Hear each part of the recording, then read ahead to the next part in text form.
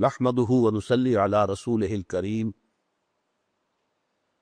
أما بعد فقد قال الله تبارك وتعالى كما ورد في سورة القيامة أعوذ بالله من الشيطان الرجيم بسم الله الرحمن الرحيم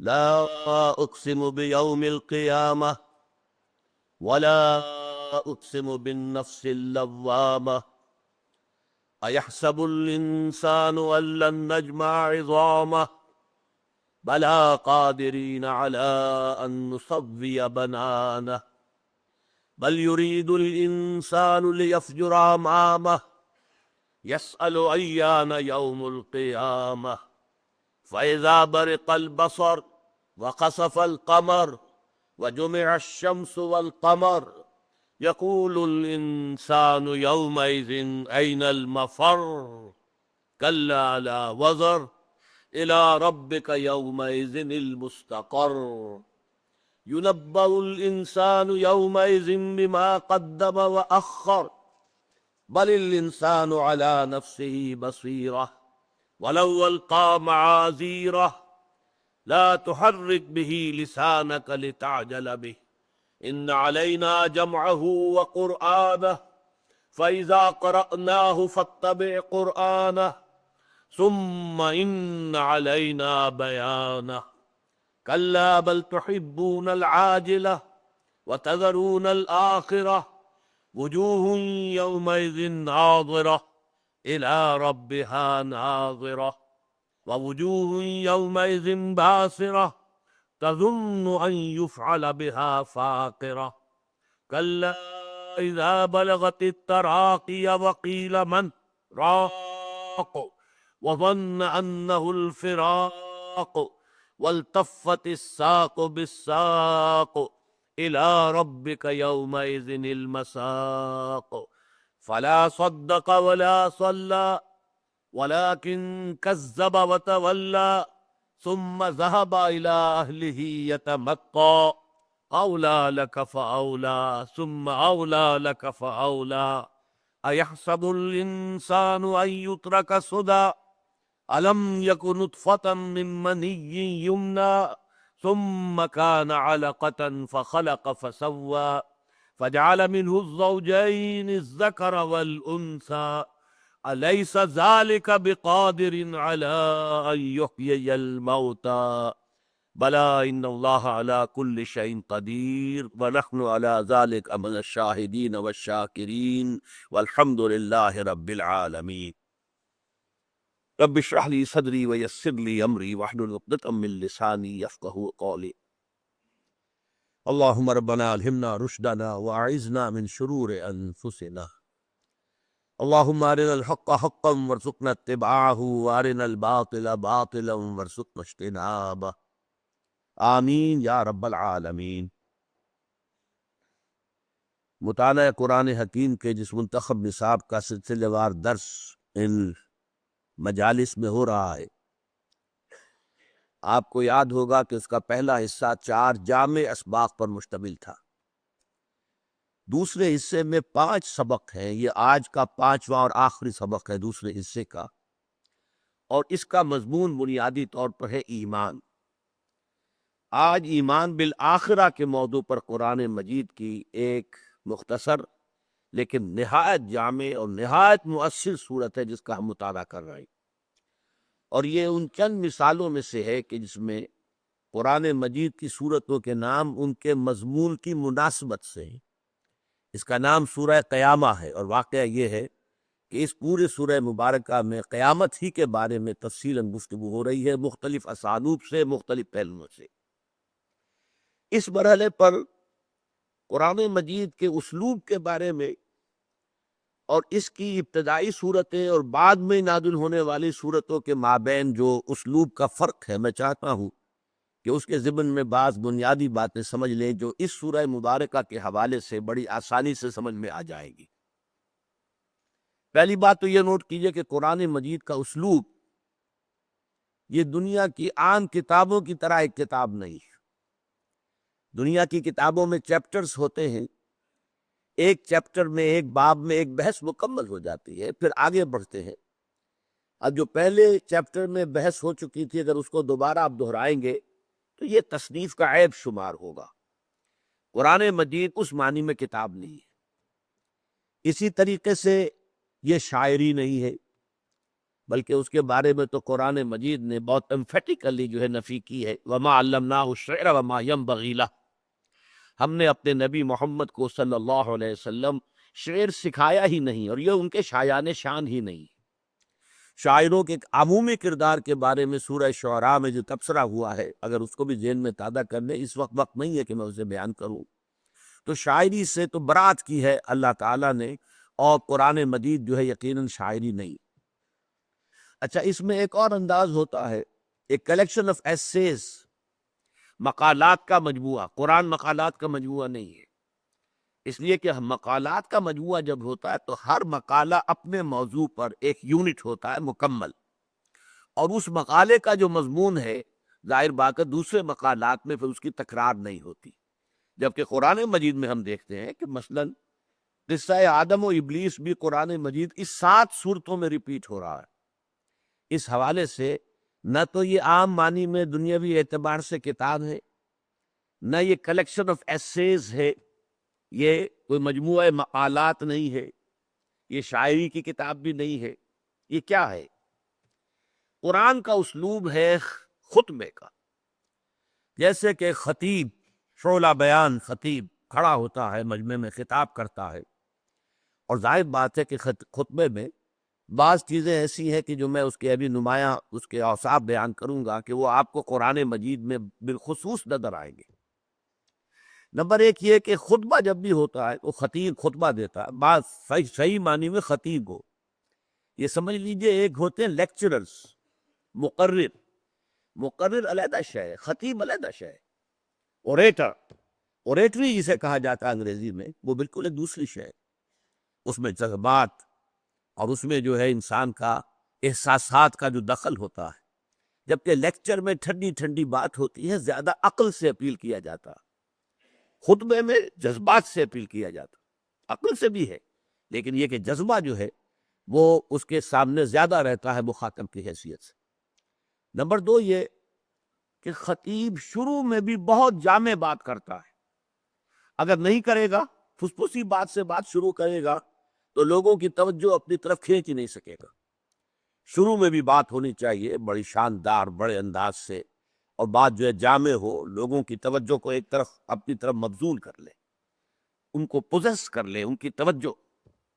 پھر یہ کہ دوران خطبہ مشرق مغرب شمال جنوب کی باتیں ہوں گی، لیکن آخر میں جا کر پھر نہایت جامع بات پر جو ہے خطبہ ختم ہو، تاکہ خطیب جو کچھ کہنا چاہتا ہے وہ لاسٹنگ امپریشن لے کر جو اس کے سامنے ہے، جو سامعین تھے اس مجلس میں جنہوں نے وہ خطبہ سنا ہے، وہ جب جائیں تو ان کے ذہنوں پر ایک امپریشن بہت گہرا ہو، اور وہ ظاہر بات ہے کہ لاسٹنگ امپریشن ہوتا ہے۔ یہی چیز آپ دیکھیں گے قرآن مجید میں، سورتوں کی ابتدائی آیات، اختتامی آیات بڑی اہم ہوتی، بہت جامع ہوتی، انہیں فواتح سور اور خواتین سور کہا جاتا ہے، وہ آیتیں جن سے سورتوں کا آغاز ہوتا ہے اور وہ آیتیں جن سے سورتوں کا اختتام ہوتا ہے، فواتح اور خواتین، وہ بہت جامع ہوتی۔ اس کی بہت سی مثالیں میں دے سکتا ہوں لیکن اس وقت اس کا موقع نہیں۔ تیسری بات جو خطبے کے اندر بہت خاص ہوتی ہے وہ تحویل الخطاب ہے۔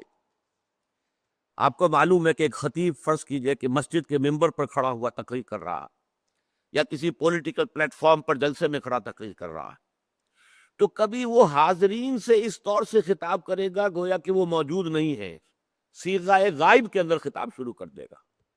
لوگوں کو یہ جاننا چاہیے اور لوگوں کو یہ سمجھنا چاہیے، حالانکہ وہ سمجھانا چاہ رہا ہے ان کو، بجائے یہ کہنے کہ آپ کو یہ سمجھنا چاہیے، آپ کو یہ جان لینا چاہیے، اس کے بجائے لوگوں کو یہ سمجھ لینا چاہیے، یہ بات لوگوں کی سمجھ میں آ جانی چاہیے۔ کبھی وہ غائب کو حاضر فرض کرتا ہے۔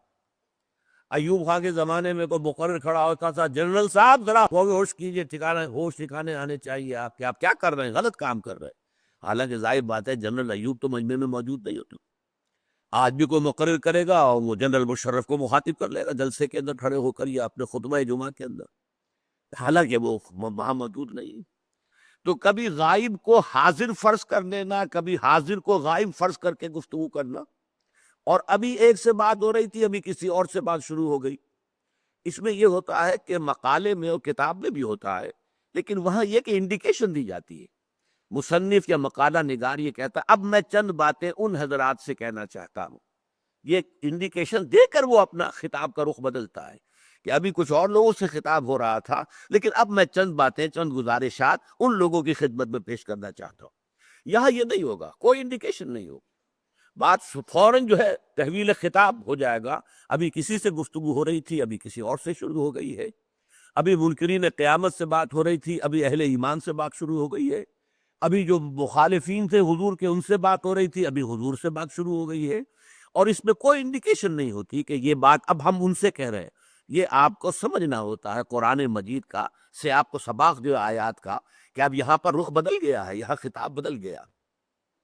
ایک بات اور نوٹ کر لیجئے قرآن مجید کے اسلوب کے اعتبار سے، کہ جو جدید زمانے میں ایک بلینک ورس کا تصور ہے، آزاد نظم، اس سے کچھ قرآن مجید کی کچھ صورتیں جو ہیں اس کے مشابہ ہے، کہ جیسے ایک شاعری جو ہوتی ہے، شعر اصل میں غزل ہے، نظم ہے، اس میں تو یہ کہ ردیف اور قافیہ اور وزن یہ ساری چیزیں آئیں گی، بحر اس بحر سے باہر ہو گیا، وزن سے یہ خارج ہو گیا، وغیرہ وغیرہ، یہاں سکتا ہو گیا، وہ تو ساری شرطیں پوری کرنی پڑتی۔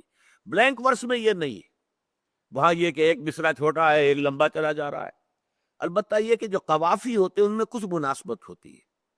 قرآن مجید میں جو بڑی صورتیں ہیں اور ان میں جو بڑی آیتیں آتی ہیں، اگرچہ ان میں بھی فواصل کہیں گے، ہم قوافی نہیں کہیں گے، قافیہ شعر کے لیے کہتے ہیں، شعر کا یہ قافیہ ہے، لیکن یہ ہے کہ قرآن مجید میں آیات کے فواصل، یعنی جہاں پر کہ آیت ختم ہوتی ہے اس کے اندر کچھ صوتی آہنگ ہوتا ہے، اس میں کوئی شک نہیں، لیکن بڑی لمبی آیتوں میں وہ نمایاں نہیں ہوتا، چھوٹی صورتوں کے اندر چھوٹی آیتوں کو حق نمایاں ہوتا ہے۔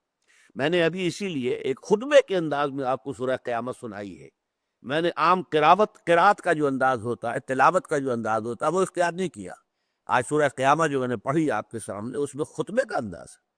اگر میں کھڑے ہو کر یہ خطبہ دے رہا ہوتا تو وہ اور انداز جو ہے واضح ہو جاتا۔ اور مجھے یاد ہے یہ کوئی 25-30 برس قبل کا واقعہ ہے، مسجد خضرہ سمن آباد میں ایک جمعے میں نے اسی سورہ قیامہ پر تقریر کی تھی، اور وہاں پھر میں نے کھڑے ہو کر اس زمانے میں تقریر کرتا تھا، وہ اب آج کی طرح کی میری معذوریاں نہیں تھی، تو میں نے جس انداز میں سورہ قیامہ اس وقت پڑھی تھی، اس کی لذت خود مجھے آج تک محسوس ہوتی ہے۔ تو اس کے اندر خطاب کا انداز جو ہے، خطبے کا انداز بہت نمایاں ہے۔ آپ نے دیکھا ہوگا یہاں جو فواصل ہیں، اب پہلے جو ہے ایک طرح کے فواصل آ رہے ہیں، اب شروع کی آیتیں 6 آیتیں جو ہیں، لا اقسم بیوم القیامہ، اب یہ مہ چلے گا، ولا اقسم بالنفس اللوامہ، ایحسب الانسان ان لن نجمع عظامہ، بلا قادرین علی ان نسوی بنانہ، بل یرید الانسان لیفجر امامہ، یسأل ایان یوم القیامہ۔ 6 آیتوں میں فواصل جو آ رہے ہیں، یہ بالکل اس طریقے سے کہ جیسے میں صوتی آہنگ بھی ہے اور بہت قرب ہے۔ اس کے بعد وہ فواصل بدل گئے، فَإِذَا بَرِقَ الْبَصَرُ وَخَسَفَ الْقَمَرُ وَجُمِعَ الشَّمْسُ وَالْقَمَرُ يَقُولُ الْإِنسَانُ يَوْمَئِذٍ أَيْنَ الْمَفَرُّ كَلَّا لَا وَزَرَ إِلَىٰ رَبِّكَ يَوْمَئِذٍ الْمُسْتَقَرُّ يُنَبَّأُ الْإِنسَانُ يَوْمَئِذٍ بِمَا قَدَّمَ وَأَخَّرَ۔ اب یہ قوافی آ رہے ہیں۔ اسی طریقے سے آگے چل کر دیکھیں گے، كَلَّا بَلْ تُحِبُّونَ الْعَاجِلَةَ وَتَذَرُونَ الْآخِرَةَ وُجُوهٌ يَوْمَئِذٍ نَاظِرَةٌ إِلَىٰ رَبِّهَا نَاظِرَةٌ وَوُجُوهٌ يَوْمَئِذٍ بَاسِرَةٌ تَظُنُّ أَن يُفْعَلَ بِهَا فَاقِرَةٌ۔ اب یہ وہ قوافی۔ اس کے بعد پھر بدلتا ہے، كَلَّا إِذَا بَلَغَتِ التَّرَاقِيَ وَقِيلَ مَنْ رَاقٍ وَظَنَّ أَنَّهُ الْفِرَاقُ وَالْتَفَّتِ السَّاقُ بِالسَّاقِ إِلَىٰ رَبِّكَ يَوْمَئِذٍ الْمَسَاقُ۔ پھر آخری دوسرا رکوع جو ہے 10 آیتیں، وہ ایک ہی فواصل پر چلیں گے، فَلَا صَدَّقَ وَلَا صَلَّىٰ وَلَٰكِنْ كَذَّبَ وَتَوَلَّىٰ ثُمَّ ذَهَبَ إِلَىٰ أَهْلِهِ يَتَمَطَّىٰ أَوْلَىٰ لَكَ فَأَوْلَىٰ ثُمَّ أَوْلَىٰ لَكَ فَأَوْلَىٰ أَيَحْسَبُ الْإِنسَانُ أَن يُتْرَكَ سُدًى أَلَمْ يَكُ نُطْفَةً مِّن مَّنِيٍّ يُمْنَىٰ ثُمَّ كَانَ عَلَقَةً فَخَلَقَ فَسَوَّىٰ فَجَعَلَ مِنْهُ الزَّوْجَيْنِ الذَّكَرَ وَالْأُنثَىٰ أَلَيْسَ ذَٰلِكَ بِقَادِرٍ عَلَىٰ أَن يُحْيِيَ الْمَوْتَىٰ۔ یہ میں نے تجزیہ کر کے آپ کو بتایا کس طور سے ان کو ہم سٹینزاز کہہ سکتے ہیں، کہ یہ جو ہے بلینک ورس کے انداز کی یہ جو ہے آزاد نظم محسوس ہو رہی ہے، اور اس میں جو مختلف اس میں آتے ہیں حصے، ان میں جو فواصل ہیں وہ کس قدر صوتی آہنگ کتنا نمایاں۔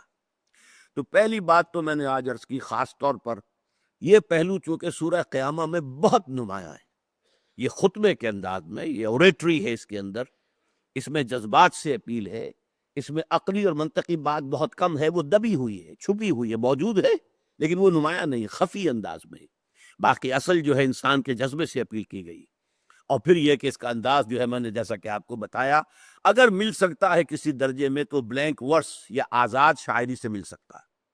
دوسری بات میں یہ چاہتا ہوں کہ آپ پر واضح ہو جائے کہ قرآن مجید کی جو صورتیں ابتدا میں نازل ہوئی اور جو بعد میں نازل ہوئی، اب بعد میں نازل ہونے والی مکی صورتیں بھی ہیں، ظاہر بات ہے کہ 13 برس ہیں مکی، 10 برس ہے مدنی، تو مکی زمانہ جو ہے اس کے بھی وسط کے بعد سے وہ صورتیں نازل ہونی شروع ہو گئیں جو طویل بھی ہے اور جن میں آیتیں بڑی لمبی لمبی ہیں، اور یہی پھر وسط جو ہے مدنی صورتوں میں اور نمایاں ہو جاتا ہے کہ آیتیں طویل، صورتیں طویل، اور آیتیں جو ہے وہ خود اپنی جگہ پر بہت لمبی لمبی۔ ان میں جو فرق ہے اسلوب کا وہ بہت نمایاں ہے۔ مثلاً یہ کہ اس کا تقابل ہم یہاں کر لیتے ہیں، اس لیے کہ ہمارا پچھلا سبق جو تھا سورہ تغابن، اس کے 2 رکوع تھے، وہ لیٹر مدنی پیریڈ کی صورت ہے، یعنی دور مدین جو قیام مدینہ منورہ ہے حضور کا، اس کا لیٹر ہاف، سن 5 ہجری کے بعد، یہ ہے سورہ تغابن کا زمانہ نزول۔ یہ سورہ قیامہ، اس کے بھی 2 رکوع ہیں، لیکن یہ کیا بات دیکھیے، یہ ہے ابتدائی زمانے کی صورت، بالکل ابتدائی زمانے کی صورت۔ اب فرق آپ کو کیا نظر آئے گا کہ سورہ تغابن کے 2 رکوع ہیں، لیکن میرا جو نسخہ ہے قرآن مجید کا، اس میں 28 سطروں میں آئی ہے، اور آیتوں کی تعداد کل 18۔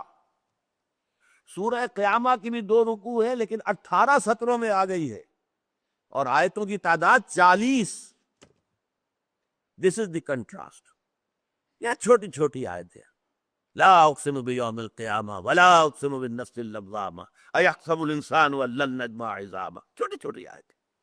تو نمبر 1 یہ کہ جو ابتدائی مکی صورتیں ہیں ان میں آیتیں چھوٹی ہیں، بعد کی مکی صورتوں میں بھی اور پھر مدنی صورتوں میں بھی آیتیں جو ہے لمبی ہو جاتی ہیں۔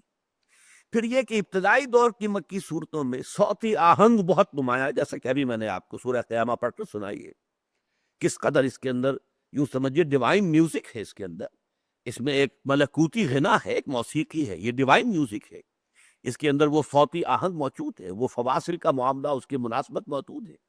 سورہ تغابن میں وہ بات آپ کو نظر نہیں آئے گی۔ یوں سمجھیے کہ جیسے یہاں پر جو ہے ردم جو ہے بہت تیز ہے، فلو تیز، اور سورہ تغابن میں وہ بڑے آرام سے بات چلی ہے۔ 18 آیتیں ہیں کل 2 رکوعوں کی، یہاں 40 آیتیں ہیں 2 رکوعوں کی، حالانکہ مصحف میں اس کی 28 سطریں ہیں اور اس کی 18 سطریں۔ اچھا یہ نوٹ کیجئے، اس کی مثال بہترین جو میں دیتا رہا ہوں کہ پہاڑی ندی نالے اور میدانی دریا، ان کے اندر کیا فرق ہوتا ہے؟ آپ نے کبھی کاغان ویلی گئے ہوں تو دریا کاغان کو دیکھا ہو، وہ جو دریا ہے اس کا نام تو کچھ اور ہے، کنہار۔ ہاں، اب کنہار مانو چھوٹی سی نالی نظر آتی ہے، گہرائی بہت ہوتی ہے، اور بہاؤ کتنا تیز ہوتا ہے، بڑے بڑے پتھر چلے آ رہے ہیں بڑے تیز۔ یہی دریا پھر جا کر دریائے جہلم میں مل جاتا ہے۔ آگے دریائے جہلم کو دیکھیے، پنجاب جد آرام سے چلا آ رہا ہے، پاٹ اب چوڑا ہو گیا ہے، گہرائی کم ہو گئی۔ دریائے سندھ کو دیکھیے آپ، یا اگر آپ بلتستان کے ایریا میں دیکھیں گے تو بعض جگہوں پر تو لکیر نظر آتی ہے صرف، کیونکہ آپ پہاڑ کی اونچائی پر ہیں، دونوں طرف اونچے اونچے پہاڑ ہیں، ان دونوں کے درمیان وادی کے اندر سے دریا گزر رہا ہے، اوپر سے ایک لکیر نظر آتی ہے، اور اس کی گہرائی کا آپ اندازہ نہیں کر سکتے، بہت گہری۔ وہ تو پہاڑ جو ہے جا رہے ہیں نیچے تک، اور ان کا جو نیچے باٹم تک وہ دریا جو ہے اوپر، اس کی چوڑائی بہت کم ہے۔ وہی دریائے ستر، اس میں جوش و خروش ہے اور بہاؤ ہے اور تیزی ہے، شور ہے، موجیں اٹھ رہی ہیں، جھاگ اٹھ رہا ہے، لیکن وہی دریائے سندھ جا کے دیکھ لیجئے، کہیں 12 میل چوڑا ہو گیا، کہیں 14 میل چوڑا ہو گیا، کہیں کتنا چوڑا ہو گیا ہے، لیکن نہ وہ جوش و خروش ہے، نہ وہ شور اور ہنگامہ ہے، بڑے آرام سے پرسکون طور پر وہ دریا چل رہا ہے۔ تو جو یہ لمبی آیات قرآن مجید کی ہیں، اور مکی صورتوں کا جو آخری دور ہے اور مدنی صورتیں تقریباً سب، وہ میدانی دریاؤں کے مانند ہیں۔ چوڑی آیات، بڑی آیات، فلو جو ہے بہت پرسکون، بڑے اطمینان کے ساتھ، بغیر کسی خاموشی کے، بغیر کسی شور و شغب کے، بغیر کسی جوش کے، وہ آرام سے چل رہا ہے۔ اور یہ جو ہماری ابتدائی صورتیں ہیں، ان کا جو معاملہ ہے وہ زیادہ یہ دریائی جو نالے ہوتے ہیں، دریا ہوتے ہیں، پہاڑی نالے اور دریا، یہ ان کے سر اس اعتبار سے ذرا نوٹ کر لیجئے کہ یہ ان صورتوں کے اسالیب کے بارے میں اس سے مناسبت اگر قلبی پیدا ہو جائے، ذہنی مناسبت پیدا ہو جائے، تو پھر یہ کہ آپ کو لطف آتا ہے، قرآن کے پڑھنے میں لطف آتا ہے، اس سے کیف حاصل ہوتا ہے۔ قرآن مجید کے اندر غنا ہے، آپ کو معلوم ہے حضور نے تاکید کی ہے، من لم یتغن بالقرآن فلیس منا، اتنی شدید وعید۔ جو شخص قرآن مجید کو اچھے سے اچھے غنا کے انداز میں پڑھنے کی کوشش نہیں کرتا، وہ ہم میں سے نہیں ہے۔ فرمایا زین القرآن باصواتکم، اگر اللہ نے تمہیں اچھی آواز دی ہے تو اچھی آواز سے، حسن صوت سے، حسن قرات کے ساتھ قرآن کو پڑھو، قرآن کو مزین کرو اپنی آوازوں سے۔ اگر اچھی آواز اللہ نے آپ کو دی ہے تو آپ قرآن کو پڑھتے ہوئے اس اچھی آواز کو استعمال کیجئے، قرآن مزین ہو جائے گا، قرآن کے اندر جو ہے وہ ایک اور ہی کیفیت آپ کو محسوس ہوگی۔ اور یہ جو دنیا کے اندر کہا جاتا ہے کہ موسیقی جو ہے روح کی غذا ہے، تو واقعہ یہ ہے کہ عام موسیقی جو دنیا میں ہو رہی ہے، اور بد نصیب جو اس وقت کا دور ہے، یہ پاپ میوزک جو ہے، یہ تو سوائے انسان کے جو سفلی جذبات ہیں ان کو حرکت میں لانے کے اس کا کوئی کام نہیں۔ پرانے زمانے کی بھی ایک موسیقی ایک ہوتی تھی جو سنجیدہ ہوتی تھی، اس میں یقیناً یہ ہے، ایک بڑا فرق میں آپ کو بتاتا ہوں۔ پچھلے زمانے کی موسیقی سن کر آدمی کا یہ سر جو ہے یہ وجد میں آتا تھا، آدمی جھومتا تھا سر کے وجد کے ساتھ۔ آج کی موسیقی میں پورا انسان کا نچلا جسم جو ہے وہ دھڑکتا ہے، دھڑکتا ہے اور چلتا ہے، دوڑتا ہے۔ یہ انسان کے سفلی اور گھٹیا اور نچلے جذبات کو حرکت دلانے والی شے ہے۔ لیکن قرآن مجید کی موسیقی زین القرآن باصواتکم من لم یتغن بالقرآن فلیس منا وتغنوہ، اس کو بڑی غنا کے ساتھ پڑھا کرو۔ اور یہاں تک کہ آپ نے ایک صحابی حضرت ابو موسیٰ اشعری رضی اللہ تعالی عنہ، ان کو اللہ نے بہت عمدہ آواز دی تھی، جیسے بعض صحابہ خوبصورت بہت تھے۔ حضرت دہیہ کلبی رضی اللہ تعالی عنہ بہت حسین انسان تھے، چنانچہ حضرت جبرائیل جب انسانی شکل میں آتے تھے تو حضرت دہیہ کی صورت اختیار کر کے آتے تھے، دہیہ کلبی۔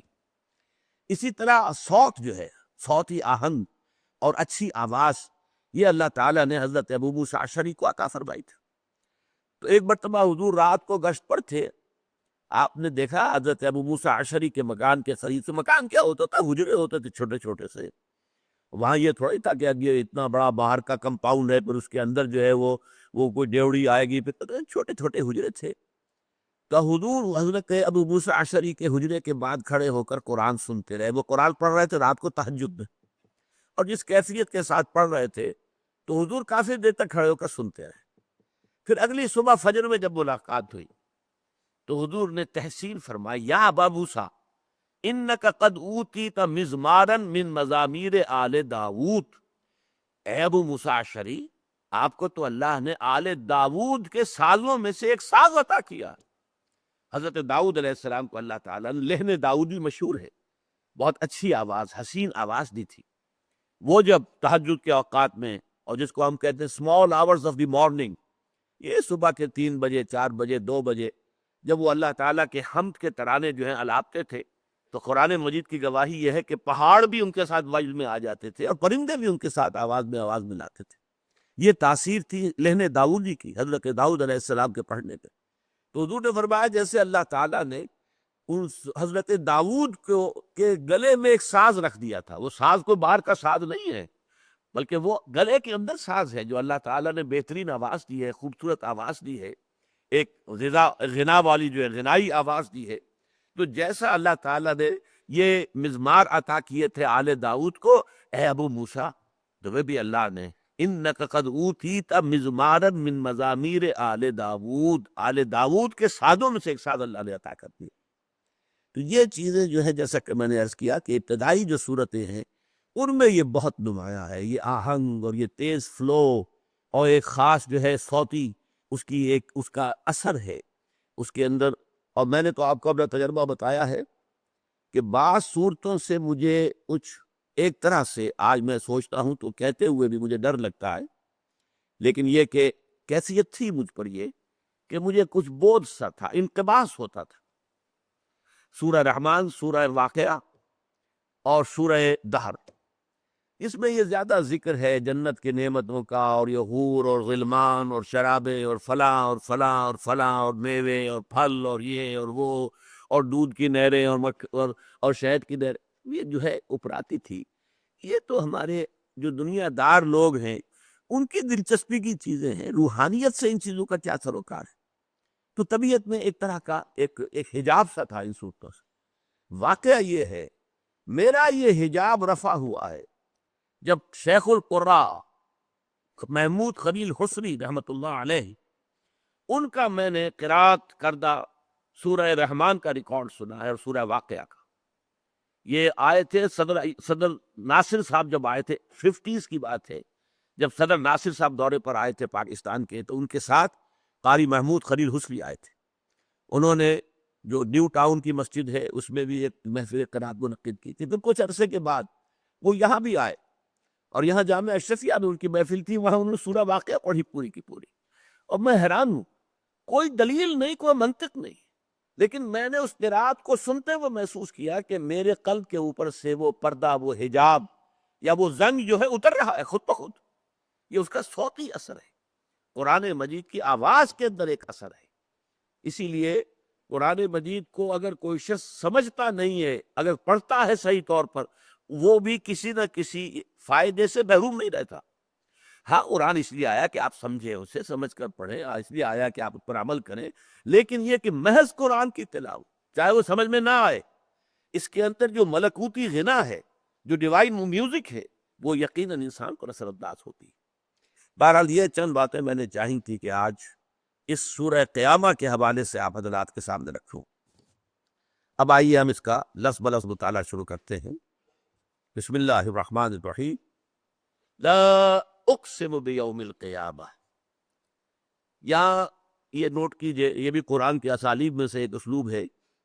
قرآن مجید میں پنکچویشنز نہیں ہیں، فل سٹاپ قرآن میں نہیں ہے۔ یہ آیتوں کا کے نشان بھی بعد میں لگائے گئے ہیں۔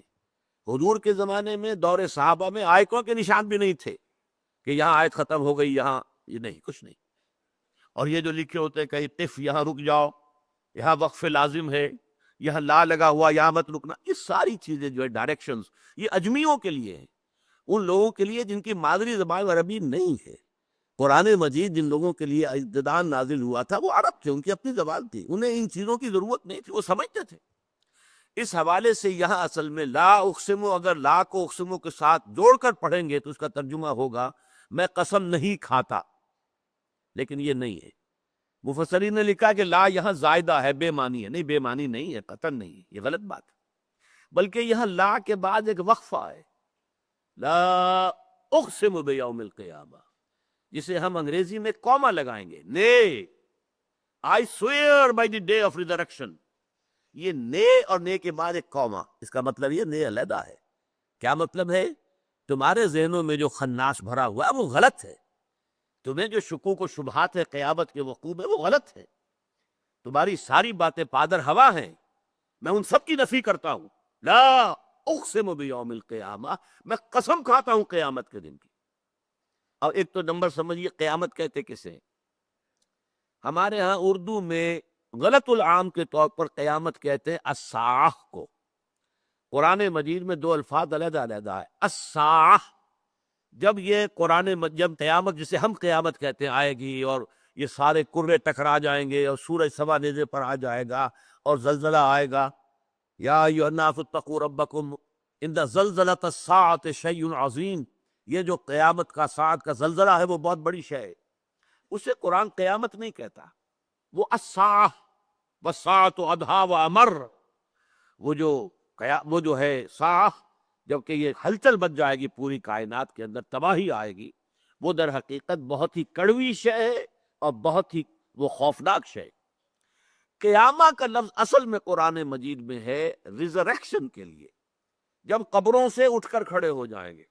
فَإِذَا هُمْ قِيَامٌ يَنظُرُونَ، قیامہ بعد سے بادل موت کے لیے لفظ قیامہ ہے، نوٹ کر لیجئے، اس لیے کہ قیامت جسے ہم کہتے ہیں وہ در حقیقت اس کے کئی مرحلے ہیں۔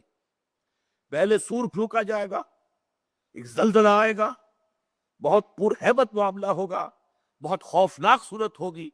فَصَعِقَ مَنْ فِي السَّمَاوَاتِ وَمَنْ فِي الْأَرْضِ إِلَّا مَنْ شَاءَ اللَّهُ، جو بھی آسمانوں میں ہوں گے زمین میں ہوں گے سب بے ہوش ہو کر گر جائیں گے، سوائے اس کے کہ جن کو اللہ چاہے۔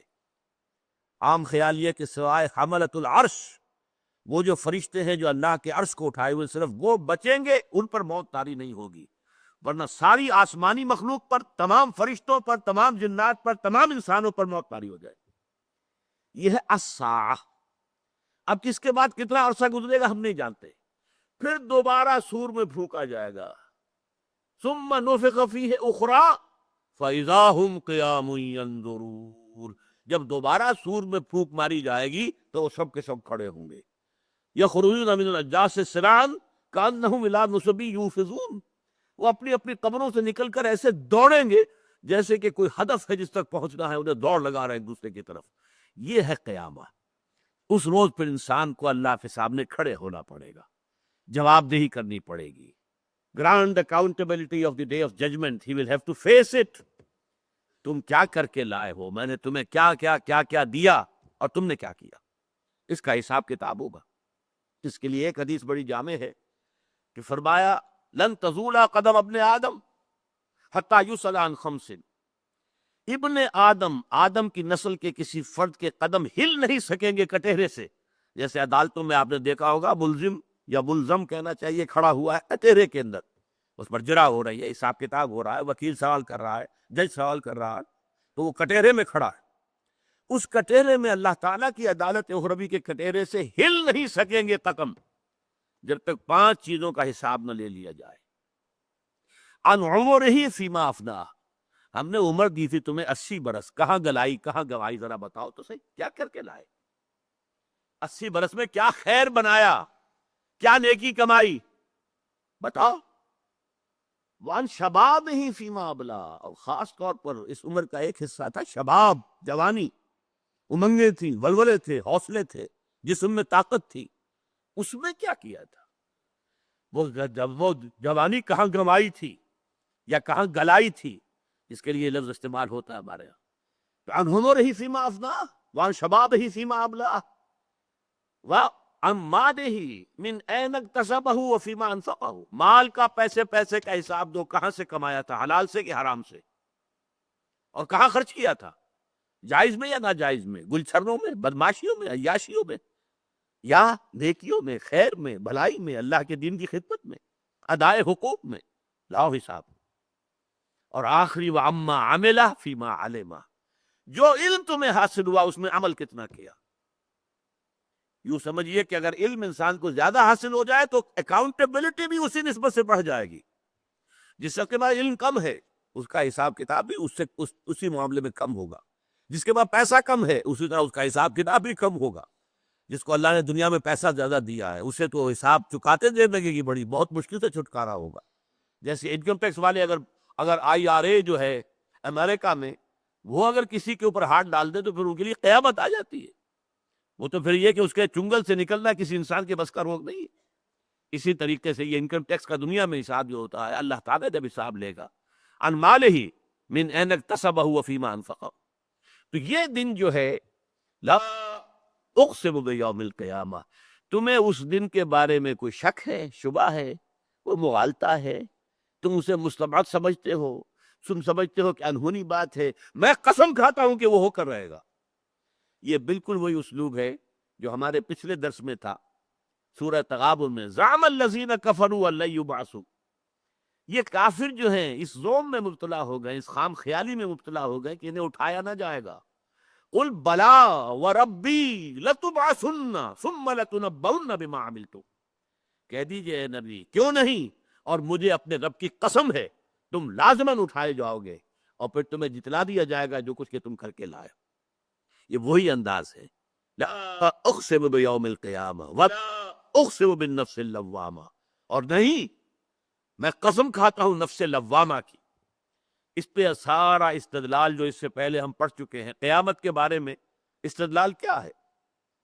وہ جو کانٹ نے استعمال کیا ہے، کریٹیک آف پریکٹیکل ریزن، انسان میں نیکی اور بدی کا شعور ہے، کبھی تو ہمارا ضمیر ہمیں ملامت کرتا ہے، ہم کوئی غلط کام کر بیٹھتے ہیں تو اندر سے کوئی چیز ہمیں ملامت کرتی ہے، چاہے کسی اور کو بھی پتا نہیں چلا کہ تم نے یہ غلط حرکت کی ہے، لیکن some thing with in you, تمہاری اپنی شخصیت کے اندر کچھ ہے ان بلٹ، وہ کہتی ہے تم نے غلط کام کیا، تمہیں یہ نہیں کرنا چاہیے تھا، تم نے زیادتی کی ہے، تم نے جھوٹ بولا ہے، تم نے وعدہ خلافی کی ہے، تم نے فلاں کا حق مارا ہے، تم نے اس پر تہمت لگا دی ہے۔ یہ جو نفس لوامہ ہے، نفس ملامت گر، یہ جو ہمارا کانشنس ہے، یہ جو ہمارا ضمیر ہے، یہ دلیل ہے کہ قیامت ہو کر رہے گی، کیونکہ اگر نیکی نیکی ہے اور بدی بدی ہے تو دنیا میں تو نیکی کا اچھا بدلہ اور بدی کی سزا نہیں ملتی، حرام خور یہاں عیش کرتے ہیں، اور جو شخص کاربند ہو جائے کہ حلال ہی پر اکتفا کرنی ہے، اسے 2 وقت کی سوکھی روٹی مشکل ملے گی۔ یہاں تو خیر کے لیے، حالانکہ قاعدہ تو یہ ہے کہ گندم از گندم میں رویت، جو سے جو، گندم سے گندم پیدا ہوتی ہے، جو سے جو پیدا ہوتا، نیکی کا نتیجہ اچھا نکلنا چاہیے، بدی کا نتیجہ برا نکلنا چاہیے، لیکن یہاں نہیں نکلتا۔ اس کا مطلب یہ ہے کہ یہ دنیا، this world, it is incomplete regarding moral law, regarding the physical law it is complete. آپ اگر زبان پر انگارہ رکھیں گے جل جائے گی، آپ اگر شنکھیا کھائیں گے چاہے غلطی سے کھایا، آپ نے کچھ اور سمجھا تھا، اسے ٹافی سمجھ لیا تھا، منہ میں ڈال لیا، کھا گئے، لیکن مر جائے گی، چاہے آپ کی نیت کچھ بھی تھی۔ اس لیے کہ فزیکل لا جو ہے وہ یہاں افیکٹو ہے، وہ لازماً اپنا نتیجہ نکالتا ہے، مورل لا نتیجہ نہیں نکالتا۔ آپ نے جھوٹ بولا، زبان پر چھالا تک نہیں پڑا، آپ کسی کا مال ہڑپ کر گئے، پیٹ میں درد بھی نہیں ہوا، آپ نے یتیم کا مال ہڑپ کر لیا، اپنی بہنوں کا حصہ مار لیا وراثت کا، کھا گئے سارا کا سارا، کچھ بھی نہیں ہوا آپ کو۔ لہذا یہ مورل لا کے اعتبار سے یہ دنیا نامکمل ہے، ایک اور دنیا ہونی چاہیے جس میں کہ وہ مورل لا بھرپور طریقے پر وہ وہاں پر افیکٹو ہو، نتیجہ خیز ہو، وہاں پر اس کے نتائج نکلے، بھلائی کا بھلا بدلہ ملے اور برائی کی بری سزا ملے۔ یہ دلیل ہے، یہ ہم پہلے پڑھ چکے ہیں۔ یہاں اسے صرف ایک نظم کے اسلوب میں، یہاں قسم کے اسلوب میں بیان کر دیا گیا ہے۔ ان دونوں قسموں کا مقسم علیہ یہاں نہیں آیا، کس چیز پر قسم کھائی گئی؟ یہاں گویا کہ محذوف ہے، ان الدین لواقع، جیسے سورہ زاریات کی میں مثال دیتا ہوں، والذاریات ذروا فالحاملات وقرا فالجاریات یسرا فالمقسمات امرا انما توعدون لصادق وان الدین لواقع۔ جس چیز کا تمہیں جس وعدہ کیا جا رہا ہے یا دھمکی دی جا رہی ہے وہ سچا ہے، ہو کر رہے گا، اور جزا و سزا واقع ہو کر رہے گی۔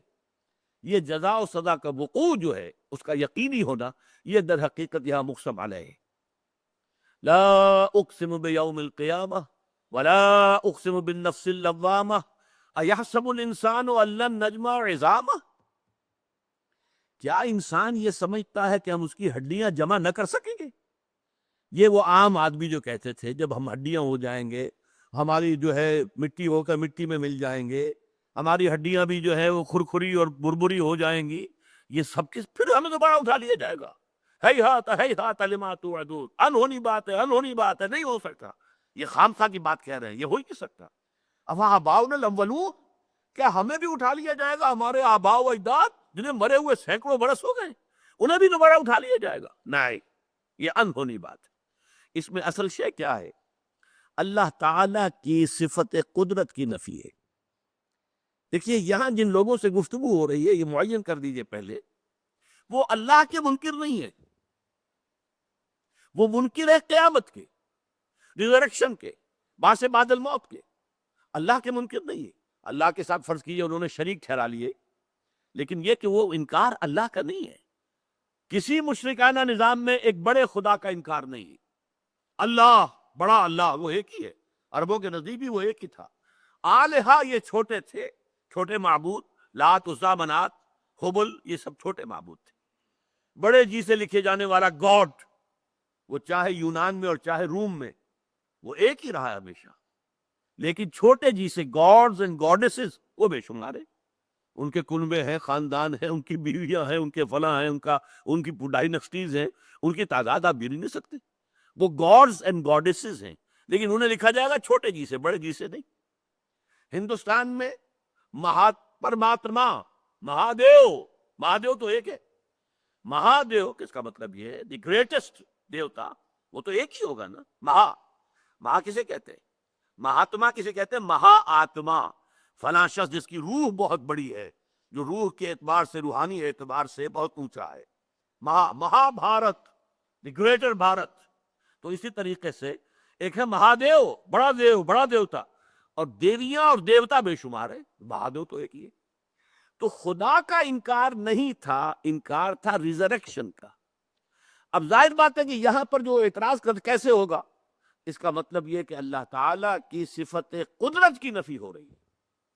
اللہ ہر شے پر قادر نہیں تو وہ اللہ نہیں، اگر وہ ہر شے پر قادر نہیں تو وہ خدا نہیں ہے، پھر وہ تو علی کل شیء قدیر ہے، جو چاہے کرے، فعال لما یرید ہے۔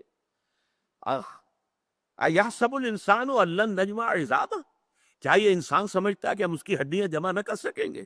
بلا، کیوں نہیں؟ اب یہاں دیکھیے وہ بھی خطابی انداز ہے، دلیل نہیں ہے، بلا کیوں نہیں، قادرین علی ان نسوی بنانا، ہم تو اس پر قادر ہیں، اس کی ایک ایک پور درست کر دیں گے۔ بڑی ہڈیوں کا کیا کہنا، ایک ایک پور جو ہے انگلیوں کی، اس کو بھی درست کر دیں گے، جوڑ دیں گے، برابر کر دیں گے۔ بل یرید الانسان لیفجر امامہ، بڑی گہری بات اب کی ہے۔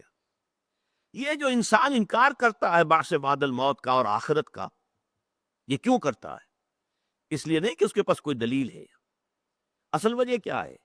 انسان چاہتا ہے کہ فسق و فجور کے اپنے عمل کو جاری رکھے، چھٹتی نہیں ہے منہ سے یہ کافر لگی ہوئی، حرام خوری کر رہا ہے تو چاہتا ہے کہ حرام خوری جاری رکھے۔ اگر آخرت کو مان لے گا تو گویا کہ سیلف سینسر دل کے اندر بیٹھ جائے گا کہ آپ کوئی حرام خوری مت کرو، جواب دہی کرنی ہوگی، کسی پر ظلم نہ کرو، جواب دہی کرنی ہوگی، بدلہ ملے گا، سزا ملے گی۔ تو قیامت کی وجہ سے انسان کو اپنے طرز عمل پر نظر ثانی کرنی پڑتی ہے۔ یہ بالکل ایسے ہی ہے جیسے کہ محاورتاً ہم کہتے ہیں کہ کبوتر جو ہے اگر دیکھے کہ بلی مجھ پر جھپٹ رہی ہے تو وہ اپنی آنکھیں بند کر لیتا ہے۔ اب اس کا یہ مطلب تو نہیں کہ بلی غائب ہو گئی، بلی تو آئے گی، جھپٹے گی، کھا جائے گی، آنکھیں میں وہ دیکھ نہیں سکتا، دیکھنے کی تاب نہیں لاتا، اپنی آنکھیں بند کر لیتا۔ اسی طریقے سے یہ لوگ آخرت اور قیامت سے اپنی آنکھیں بند کرنا چاہتے، لے یفجرا، فسق و فجور کی زندگی جو انہوں نے اختیار کی ہوئی ہے، امامہ، اپنے آگے، اپنے مستقبل میں اس کو جاری رکھنا چاہتے ہیں۔ ایک رائے یہ بھی ہے کہ اپنے ضمیر کے سامنے ڈٹائی کے ساتھ وہ یہ چاہتے ہیں کہ درو گویم بر روئے تو، اپنے ضمیر کو ڈانٹ کر کہہ رہا انسان، تو جتنا چاہے مجھے ملامت کر لے، میں نے حرام خوری کرنی ہی کرنی۔ یہ گویا کہ بل یرید الانسان لیفجر امامہ، اصل سبب یہ ہے کہ یہ قیامت کا انکار کرتا ہے، آخرت کا انکار کرتا ہے۔ یسأل ایان یوم القیامہ، پوچھتا ہے کب ہوگا قیامت کا دن۔ یہ قرآن مجید میں بہت جگہوں پر آیا، جب دلیل سے وہ زچ ہو جاتے تھے، اچھا جی بتاؤ کب ہوگا، یہ بتاؤ۔ اب ظاہر بات ہے یہ وہ چیز ہے کہ جس کو اللہ تعالیٰ نے اپنے لیے خاص علم رکھا ہوا ہے، نہ کسی فرشتے کو معلوم ہے کہ قیامت کب آئے گی، نہ کسی نبی کو، رسول کو، کسی کو معلوم نہیں، حضور کو بھی معلوم نہیں تھا قیامت کب آئے گی، کس کا علم اللہ نے اپنے پاس رکھا ہے، لہذا اس کا جواب تو نہیں ملے گا۔ تو گویا کہ وہ منہ بند کرنے کے لیے کہتے تھے ایانا یوم القیامہ، اچھا پر بتاؤ کب ہوگا۔ اب چونکہ یہ جواب بھی، یہ سوال استفہام کا نہیں تھا بلکہ زچ کرنے کے لیے تھا، جواب میں بھی سمجھانے کا انداز نہیں ہے بلکہ ڈانٹ ڈپٹ زجر۔ فَإِذَا بَرِقَ الْبَصَرُ، تو جب نگاہیں چدیا جائیں گی، وَخَسَفَ الْقَمَرُ، چاند بے نور ہو جائے گا، یا یہ کہ سورج کے اندر دھس جائے گا، وَجُمِعَ الشَّمْسُ وَالْقَمَرُ، اور چاند اور سورج یکجا کر دیے جائیں گے، چاند جو ہے سورج میں دھس جائے گا۔ یہ کوئی بڑا حادثہ جو میں نے کہا تھا، وہ جو الساعہ ہے، اس میں کہ ہمارا یہ سارا نظام جو ہے، نظام شمسی، اس میں بہت بڑا خلل اور بہت بڑا اختلال رونما ہوگا۔ اس موضوع پر ایک بڑی اچھی کتاب لکھی تھی، یہ جو بشیر الدین محمود صاحب جو یہ افغان مسئلے میں بہت انوالو رہے، اب اس کے بعد ان سے بھی بہت کچھ جو ہے پوچھ گچھ کی گئی ہے پاکستان میں. تو انہوں نے کتاب لکھی تھی mechanics of the doomsday, اس لیے کہ وہ فزسسٹ ہیں، فزکس کے ماہر ہیں. تو انہوں نے قیامت کیسے آئے گی اس کو اس جدید جو ہے فلکیات، علم فلکیات کے حوالے سے، کاسمولوجی کے حوالے سے انہوں نے اس پر بحث کی ہے. اس پہ مجھ سے انہوں نے فارورڈ لکھوایا تھا، وہ میں نے لکھا تھا. بہرحال اس وقت صرف اس کا حوالہ دے رہا ہوں، جس کا بھی جی چاہے وہ کتاب حاصل کرے، اور جو کچھ جو فزکس جانتا ہو پڑھ سکتا. فَإِذَا بَرِقَ الْبَصَرُ وَخَسَفَ الْقَمَرُ وَجُمِعَ الشَّمْسُ وَالْقَمَرُ يَقُولُ الْإِنسَانُ يَوْمَئِذٍ أَيْنَ الْمَفَرُّ. یہی انسان اس وقت کہے گا ہے کوئی بھاگ جانے کی جگہ، کہیں مجھے پناہ مل جائے گی کہ نہیں. کَلَّا لَا وَزَرَ، نہیں، کوئی ٹھکانہ نہیں، کوئی پناہ گاہ نہیں، کوئی محفوظ جگہ نہیں. اِلَىٰ رَبِّكَ يَوْمَئِذٍ الْمُسْتَقَرُّ، اس دن تو تمہیں لازماً کشاں کشاں اپنے رب کے حضور ہی میں جا کر کھڑے ہونا ہے. يُنَبَّأُ الْإِنسَانُ يَوْمَئِذٍ بِمَا قَدَّمَ وَأَخَّرَ، اور اس دن انسان کو بتا دیا جائے گا جو کچھ کہ اس نے پیچھے چھوڑا اور جو کچھ کہ آگے بھیجا، یا جسے اس نے مقدم کیا یا جسے مؤخر کیا. بارک اللہ لی ولکم فی القرآن العظیم ونفعنی وإیاکم بالآیات والذکر الحکیم.